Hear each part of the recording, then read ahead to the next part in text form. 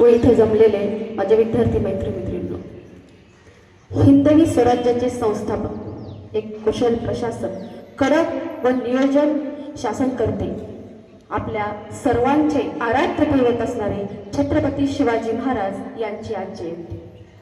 विद्यार्थी मैत्रिणींनो, स्वतःच्या मनगटावर विश्वास असणाऱ्याला दुसऱ्याच्या सामर्थ्याची भीती कधीही वाटत नाही आणि अशा सामर्थ्याला हरवण्याचं धाडस नियती सुद्धा कधी करत नाही. आणि म्हणूनच छत्रपती शिवाजी महाराजांनी हे स्वराज्य निर्माण केलं, ते स्वतःच्या कर्तृत्वावर. विद्यार्थी मैत्रिणींनो, छत्रपती शिवाजी महाराजांच्या अगोदर आपल्या महाराष्ट्रातली जनता ही डोळे असून आंधळी, कान असून बहिरी, तर तोंड असून मुकी असणारी होती. शूर नव्हते असं नाही, पण त्यांना योग्य दिशा नव्हती. छत्रपती शिवाजी महाराजांनी त्यांना एका ध्येयाने, एका प्रेरणेने बांधून ठेवलं. स्वराज्य हा एकच ध्यास.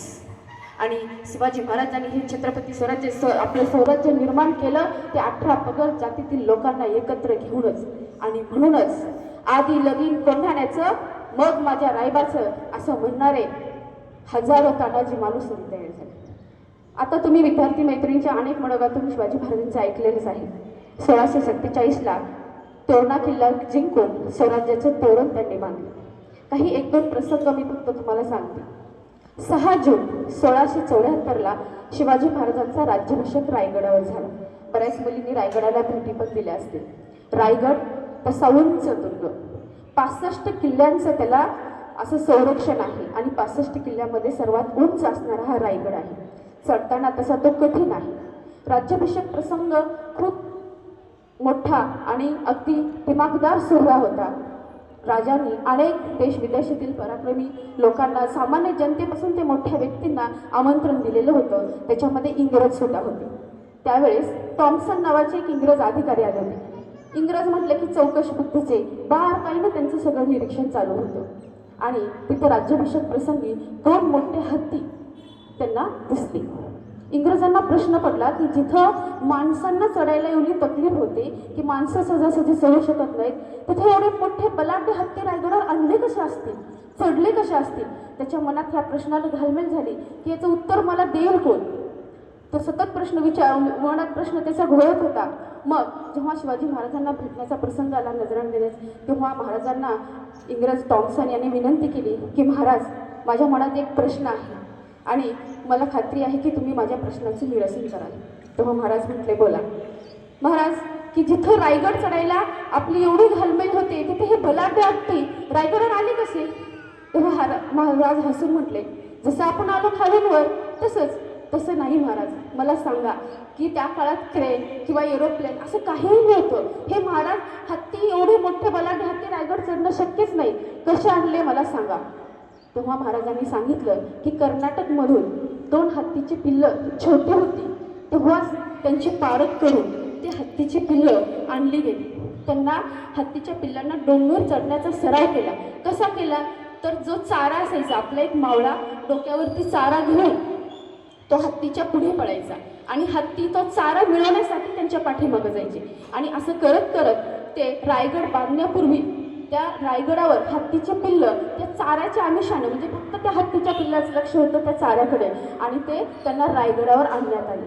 ही गोष्ट होती 1656ची. आणि महाराजांचा राज्याभिषेक झाला 6 जून 1674.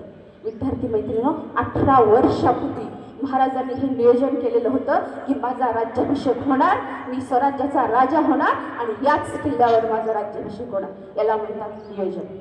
प्रत्येक गोष्टीचं नियोजन असलं पाहिजे. अगदी गोष्ट छोटी का असे ना, हे महाराजांनी आपल्या कृतीतून दाखवून दिलेलं आहे. महाराजांनी सर्व जाती धर्मातल्या लोकांना एकत्र बांधून घेतलं, समानतेचं तत्व अवलंबलं. ज्या काळात दलित समाजाला आपण शिवून घेत नव्हतो, त्या काळामध्ये शिवाजी महाराजांनी मदारी मेहतर हा भिंगी समाजात सावलीप्रमाणे त्यांच्यासोबत होता. भीरजी नाईक, जे हेर खात्याचे प्रमुख, महाराजांचा तिसरा डोळा म्हणून त्यांना ओळखलं जातं, ते रामोशी समाजाची होती. काजी हैदर, जो वकील विश्वासू होता, तो मुसलमान होता. तर आपली 16 वर्षाची मुक्त्याहार येसूबाई, लहान सर्वात तरुण कुळ मुक्त्याहार म्हणून त्यांना सूत्र दिलेली होती. म्हणजे स्त्री सुद्धा राजकारणात येऊ शकते, स्त्री पुरुष समानतेचं तत्व हे महाराजांनी त्या अगोदरच अवलंबलेलं होतं, हे लक्षात घ्या. शिवाजी महाराजांनी 6 जून 1665 रोजी तुम्हाला माहिती आहे मिर्झा राजे जयसिंहासोबत तह केला होता आणि या तहामध्ये 23 किल्ले महाराजांना द्यावे लागले.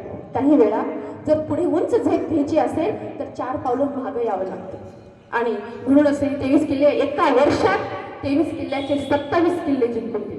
तुम्हाला माहिती आहे की महाराज जेव्हा आग्र्याला गेले होते तेव्हा आग्र्याहून औरंगजेबाच्या नजरकेलीतून सुटून ते कसे परत आले हे इतिहासाला पडलेलं आजपर्यंत एक गोड गुपित आहे. खरं तर त्या काळात आतासारखे व्हॉट्सअप मोबाईल अशी नेटवर्क नव्हती तरी सुद्धा शिवाजी महाराजांची संदेशवहन यंत्रणा एवढी प्रभावी होती की त्याची आपण कल्पनाही करू शकत नाही. त्या काळात शिवाजी महाराजांनी संदेशवहनासाठी कोणकोणत्या साधनांचा वापर केला असेल तर जाळ, धूर, प्रकाश. जेव्हा शिवाजी महाराज आग्रा शहरातून बाहेर कुंभारवाडा 3 कोसावर अंतर आहे तिथं पोहोचायचं होतं. त्यासाठी त्यांनी कुंभारवाड्याची जी भट्टी असते ती भट्टी दिवस रात्र पेटवायला त्याला सांगितली होती आणि ही भट्टी इतरांच्या लक्षात येऊ नये म्हणून महाराज सुटायच्या अगोदर 3 महिन्यापासून ती सतत चालू होती. अर्थातच तेथल्या कुंभाराच्या ज्या घरच्यांना कष्ट सहन करावे लागले असतील ते साहजिकच आहे आणि त्याचा खर्च महाराजांनी केला होता. जर महाराज दिवसा तिथून विसरले तर त्या धुराने महाराज ओळखतील की कोणत्या दिशेला तो कुंभारवाडा आहे आणि रात्रीचं निघाले तर जाळाने ते ओळखतील की कोणत्या दिशेला तो कुंभारवाडा आहे आणि असं जाळ, धूर, प्रकाशाचा त्यांनी अवलंब केला होता. आणखीन एक गोष्ट तुम्हाला सांगायची आहे की युद्धतंत्रामध्ये अगोदर आपल्याकडे एवढ्या तोफखाना नव्हत्या आणि चलती फिरती तोफखाने तर आपल्याकडं त्याची गरजही नव्हती आणि नव्हती. मग त्या काळात एका किल्ल्यावरून दुसऱ्या किल्ल्यावर संदेश कसा पोहोचवायचा. घोडेस्वार तर होतेच पण घोडेस्वाराला पण मर्यादा येत असेल. काही वेळा पकडलं किंवा शत्रूने अडवून ठेवलं तर संदेश तिथपर्यंत पोहोचत नसायचा. मग अशा वेळेस महाराजांनी त्या काळात एक युक्ती केली होती. कोणती युक्ती होती तर तुम्हाला माहिती आहे वनस्पतीची लाकडं जाळल्यानंतर धूर निघतो पण काही असे विशिष्ट लाकडं असतात की विशिष्ट लाकडं जाळल्यानंतर पांढरा धूर निघतो आणि काही अशी विशिष्ट लाकडं असतात की ती जाळल्यानंतर काळा धूर निघतो. प्रत्येक किल्ल्यावर महाराजांनी अशा लाकडांचं स्टॉक म्हणजे साठा ठेवला होता. काळा धूर निघणारी लाकडं आणि पांढरा धूर निघणारी लाकडं. मग असं का तर जेव्हा किल्ल्यावर किंवा स्वराज्यामध्ये चांगली गोष्ट असेल किंवा चांगली घटना घडली असेल तर ती इतरांना कळण्यासाठी पांढरा धूर निघणारी लाकडं जाळली जाते आणि ती किल्ल्यावर जाळली जायची. त्याचा धूर इतर किल्ल्यांना समजलं जायचा आणि मग तो धूर इतर किल्ल्यावर पण लगेच जाळला जायचा. याच्यावरून समजायचं की स्वराज्यामध्ये चांगली घटना घडली. जेव्हा रायगडावर राज्याभिषेक होत होता तेव्हा सर्व किल्ल्यावर असं पांढरा धूर निघणारी लाकडं जाळली जाते. तर जेव्हा शत्रू आक्रमण करतोय किंवा काहीतरी धोका आहे असं एखाद्या किल्लेदाराच्या लक्षात आलं की तो लगेच वरती जायचा आणि किल्ल्यावर काळा धूर निघणारी लाकडं जाळली जायची आणि मग त्या लगेच किल्ल्यांची रचना अशी होती की एकमेकांच्या टप्प्यात दिसत दुसऱ्या किल्ल्यावर पण लगेच तसा धूर जाळायचा आणि त्यामुळं सर्व किल्ल्याचे किल्लेदार हे सावध होत होते आणि म्हणूनच मुघलांना आपल्या स्वराज्यातील एकही किल्ला गनिमी काढून किंवा फसवून घेता आला नाही. हे आपलं महाराजांचं याच्यामागं फार मोठं कार्य आहे हे लक्षात घ्या. म्हणजे एकही किल्ला शत्रूला आपला असं धोक्याने जिंकता आला नाही. उलट शिवाजी महाराजांनी शत्रूचा प्रत्येक किल्ला हा गनिमी काव्याने आणि धोक्याने जिंकलेला आहे की जोपर्यंत हल्ला होत नाही तोपर्यंत शत्रूला असं काही कळत नव्हतं. म्हणजे हे संदेशवहन यंत्रणा की ज्या काळामध्ये विज्ञानाचा किंवा ह्याचा शोध नव्हता त्या काळामध्ये एवढी प्रभावी संदेश यंत्रणा महाराजांनी अवलंबली होती. 360 किल्ल्यामध्ये हा संदेश 1 तासाच्या आत पोहोचत होता. म्हणजे किती प्रभावी संदेश यंत्रणा असेल हे विचार करा. विद्यार्थी मैत्रिणींनो, आपण शिवजयंती साजरी करतो. का साजरी करतो? आपल्या संस्थेचे संस्थापक कर्मवीर भाऊराव पाटील म्हणतात की जर 1 वर्षाचा विचार करायचा असेल तर धान्य चांगले पेरा, 10 वर्षाचा विचार करायचा असेल तर झाडे चांगली पेरा, 100 वर्षाचा विचार करायचा असेल तर माणसे चांगली पेरा आणि पुढील 1000 वर्षाचा विचार करायचा असेल तर चांगला विचार समाजामध्ये निर्माण करा. आणि हा विचार फक्त छत्रपती शिवाजी महाराजांनी निर्माण केला आणि तो विचार आपल्याला पुढं न्यायचा आहे हे लक्षात घ्या. शिवाजी महाराजांना अवघं 50 वर्षाचं आयुष्य लाभलं पण त्या 50 वर्षामध्ये असे काही जगले की पुढील 50 लक्ष वर्ष आपण त्यांना कधीही विसरू शकणार नाही. त्यांचा विचार कायम आपल्या मनामध्ये प्रेरणा देत राहणार आहे. आपण त्यांच्यासारखं वागण्याचा प्रयत्न करतो, चांगली गोष्ट आहे. नुसतं दाढी किंवा कपाळावर चंद्रकोर लावून होणार नाही. तर शिवजयंती निमित्त त्यांचा एक तरी विचार आपण अवलंबावा, त्यांचं एक तरी छोटंसं पुस्तक आपल्या वाचण्यात यावं आणि त्यांचा विचार खऱ्या अर्थाने आपण वाचलो जगलो तर खऱ्या अर्थाने शिवजयंती आपण साजरी करू शकतो.